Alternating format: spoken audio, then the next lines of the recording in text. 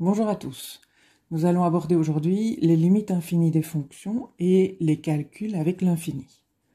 Alors, commençons par examiner les graphiques de deux fonctions. Vous avez la fonction f, dont l'expression analytique est 1 sur x moins 1 au carré, le tout plus 2, et la fonction g qui applique x sur moins 1 sur x plus 2. Alors, commençons par la fonction f, dont le graphique est ici en vert sur la feuille. Vous pouvez repasser en vert sur votre photocopie. Alors, tout d'abord, pour examiner le domaine de cette fonction, je vous rappelle qu'on regarde sur l'axe x quels sont les nombres qui ont une image par cette fonction.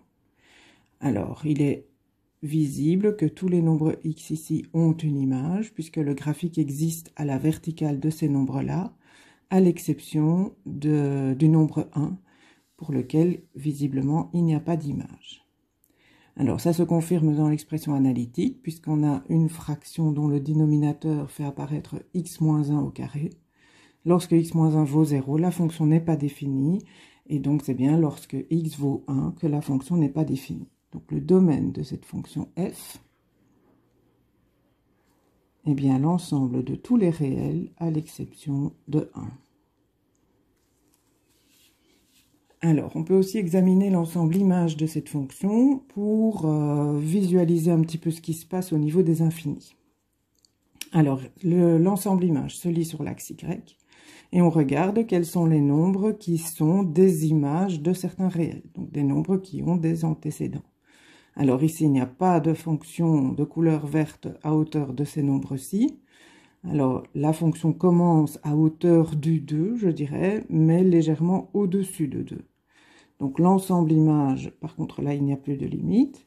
L'ensemble image de la fonction f commence à 2, mais 2 n'est pas compris, et va jusqu'à plus l'infini. Alors, en ce qui concerne les limites en l'infini, on regarde ce qu'il se passe. Nous avons déjà fait ce genre d'exercice. On regarde ce qu'il se passe lorsque x tend vers moins l'infini. Donc, lorsque x devient très très très grand en valeur absolue, mais avec un signe négatif devant.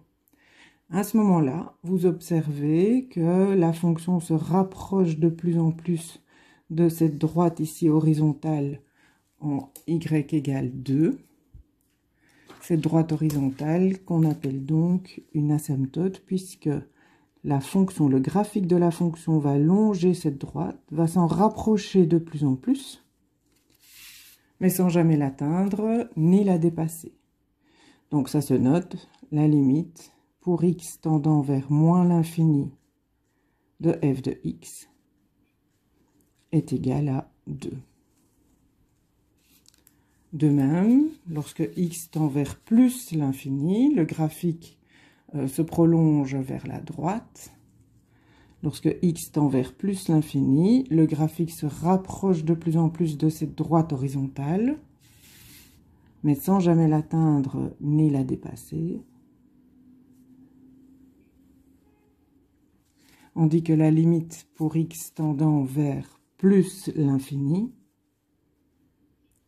est égale à 2.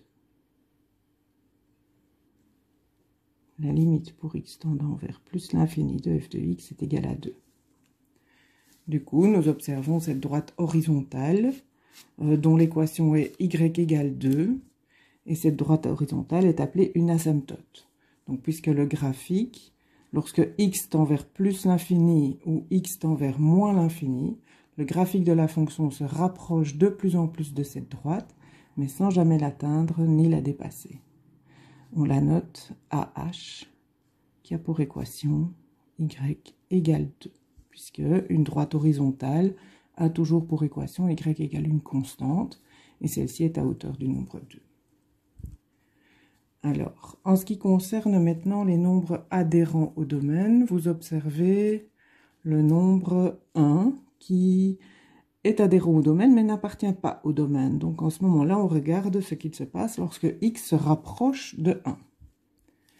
Alors, lorsque x se rapproche de 1 par des valeurs inférieures à 1, donc la limite à gauche de f en 1, on regarde ce qu'il se passe. x se rapproche de 1, les nombres images de ces nombres-ci se lisent sur y et deviennent de plus en plus grands. Plus x se rapproche de 1, plus les images se rapprochent de l'infini, deviennent très très très très grandes. Alors on note ceci, la limite pour x tendant vers 1 à gauche de 1, de f de x, est égale à plus l'infini, puisque les images des nombres qui se rapprochent de 1 par la gauche, donc par des valeurs inférieures à 1, ces images sont de plus en plus grandes du côté positif. Lorsque x se rapproche de 1 par des valeurs supérieures à 1, donc on examine la limite à droite de f en 1, les images de ces nombres-ci se trouvent aussi de plus en plus haut sur l'axe y, donc sont de nombres de plus en plus grands. Donc on dit aussi que la limite pour x tendant vers 1 à droite de 1 est égale à plus l'infini. Donc globalement, la limite pour x tendant vers 1 de cette fonction est égale à plus l'infini. Ce qui nous fait observer une droite verticale qui est aussi une asymptote.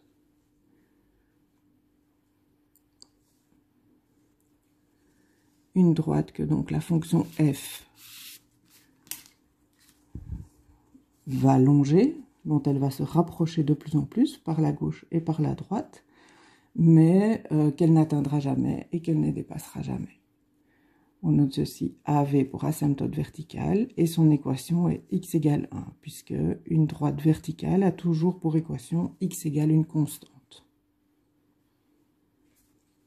Alors, pour la fonction g, dont la définition est moins 1 sur x plus 2, vous avez donc le domaine de g sans surprise, qui est l'ensemble de tous les nombres réels à l'exception de moins 2, puisque moins 2 annule le dénominateur de g. Donc, le domaine de g est bien R sauf moins 2. L'ensemble image de la fonction g, on observe que les valeurs négatives de y sont des images de certains nombres réels. Par exemple, ici, moins 2 est l'image d'un nombre réel, compris entre moins 1 et moins 2. Ensuite, on a toujours ici des nombres qui sont des images. Par exemple, ce nombre-ci, tout près de 0, est l'image d'un nombre réel, à peu près le 2 qui est ici. Par contre, lorsqu'on arrive à 0, 0 n'est l'image d'aucun nombre. Puis, lorsqu'on passe du côté positif, les nombres positifs sont des images de certains réels, puisque nous avons le graphique de la fonction qui est à la hauteur de ces nombres positifs. Donc, l'ensemble image de la fonction g est l'ensemble de tous les réels à l'exception de 0. Alors, point de vue des limites en l'infini, lorsque x tend vers moins l'infini, on observe que la fonction g se rapproche de l'axe x de plus en plus, mais sans jamais l'atteindre. On dit donc que la limite pour x tendant vers moins l'infini de g de x, donc lorsque x se rapproche ou tend vers des nombres très très grands du côté négatif, les images de ces nombres deviennent de plus en plus petites, se rapprochent de 0. Par exemple, l'image de moins 5 se lit ici, l'image de moins 7 se lit ici, devient de plus en plus petite. On peut imaginer que plus x devient grand du côté négatif, plus les images de ces nombres deviennent des nombres proches de 0. Donc la limite pour x tendant vers moins l'infini de g de x est égale à 0. De même, lorsque x tend vers des valeurs de plus en plus grandes du côté positif, on observe que le graphique se rapproche de plus en plus de cet axe x et que donc les images de ces nombres-ci se rapprochent de plus en plus de 0. Par exemple, lorsqu'on prend le nombre 2 sur x, son image se lit ici. Lorsqu'on augmente, on prend le nombre 5, son image est légèrement supérieure ou plus proche de 0, etc. Lorsque x augmente, les images de ces valeurs x deviennent de plus en plus proches de 0. On dira donc que la limite pour x tendant vers plus l'infini de g de x égale 0. Et, corollaire,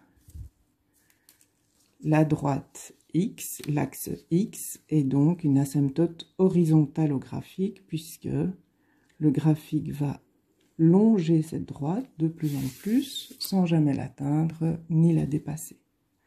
La fonction g admet donc une asymptote horizontale qui a pour équation y égale 0, qui est l'axe x. Alors, en ce qui concerne les nombres adhérents au domaine de la fonction g, nous avons le nombre moins 2.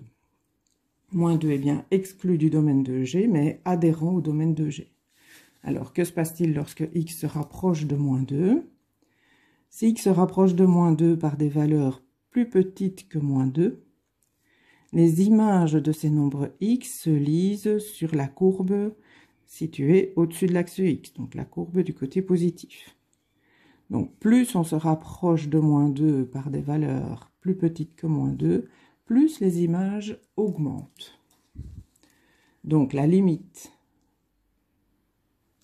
pour x tendant vers moins 2 par des valeurs plus petites que moins 2, donc la limite à gauche de g de x en moins 2 est bien égale à plus l'infini. Alors, lorsque x se rapproche de moins 2, mais par des valeurs supérieures à moins 2, donc lorsqu'on examine la limite à droite de g de x en moins 2, les images de ces nombres-ci se lisent sur l'autre partie de la courbe, la partie négative, et plus ces nombres x se rapprochent de moins 2, plus les images sont des nombres très grands, mais du côté négatif. On dira donc que la limite de g de x pour x tendant vers moins 2 à droite de moins 2, donc pour des valeurs supérieures à moins 2, est égale à moins l'infini. Et donc on ne peut pas parler de la limite de g de x en moins 2, puisque les limites à gauche et à droite sont différentes. Par contre, ce qu'on observe, c'est également une asymptote. La fonction g ou le graphique de la fonction g va se rapprocher de plus en plus de cette droite verticale. Une droite verticale a pour équation x égale une constante. Ici, x vaut 2 sur cette droite, donc on a une asymptote verticale d'équation x égale 2 pour la fonction g.